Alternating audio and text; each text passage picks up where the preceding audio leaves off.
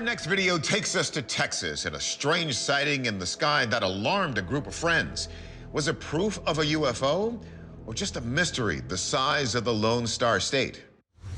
September 2018, it's a warm night in Tomball, Texas, just north of Houston. Nick Daly and a group of his friends have come home from dinner to their apartment complex when they are astounded by mysterious lights in the sky. Oh my God. Take a closer look. 3 teardrop-shaped glowing objects appear to hover in a deliberate, coordinated motion. Nick's friend also begins recording. One thing is for sure, Nick has never seen anything like it. They were circling around in formation and then come back to a triangle formation. It was incredible. But as the crowd stands transfixed by the mysterious lights, the UFOs suddenly disappear and then reappear. Look at him. Look at it. Look at him. Nick is convinced whatever he witnessed, it's not from this world. I am ex-military. I was in the United States Air Force. I've never seen flares act like that. I've never seen planes like that. It looks like UFOs to me. According to author and journalist Alexis Brooks, this is far from the first time mysterious lights have been spotted in the Lone Star State. These very strange UFO-type lights have been seen as recently as April of 2022 in a town called Kyle, Texas. These lights emanated a sort of orange glow, and local officials came up with no explanation. And these eerie, shimmering lights are similar to the ones seen in Tomball, but with one even more mysterious difference. In the case of the Tomball UFO sequence, we have something that has been referred to as phasing. That some of these craft change their atomic structure so that they appear to be dematerializing and rematerializing. So is Texas rife with UFOs?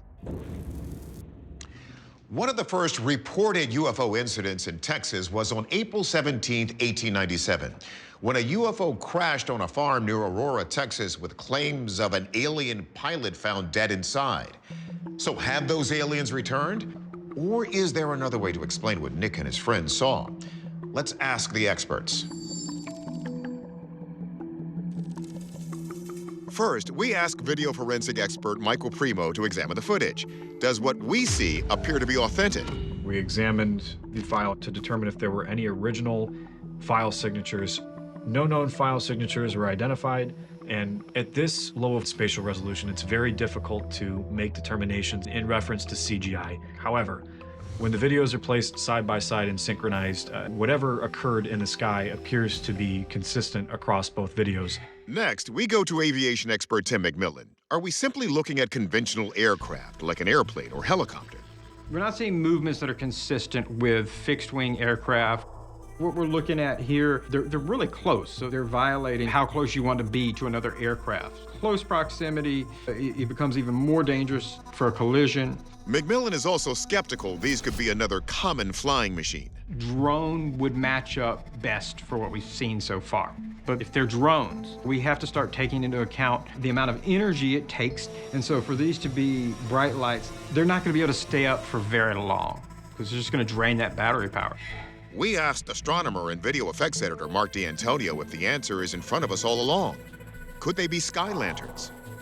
Sky lanterns are possible, but they don't move the way these did. Sky lanterns are very subject to the wind. But what they wouldn't do is sort of circle around each other, and at certain points in the video, they're leaving like a tail almost.